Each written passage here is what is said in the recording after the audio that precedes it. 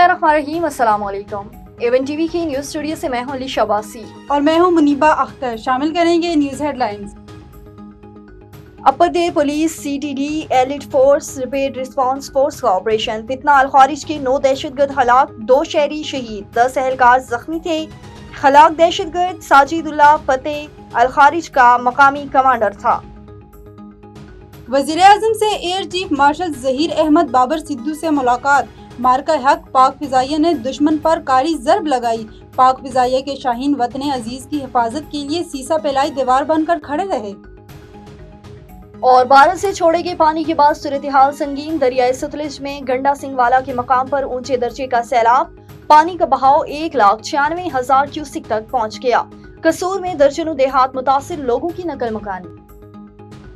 Headlines आपने जानी। रुख करते हैं तफसीली खबरों की तरफ और आपको बताते चलें कि पुलिस मुकाबले के दौरान डकैती, राहजनी और मोटरसाइकिल स्केचिंग के मतअद्दिद वारदातों में मुलव्वस मुल्जिम जराइम में इस्तेमाल की गई सेमी ऑटोमेटिक राइफल समेत जख्मी हालात में गिरफ्तार।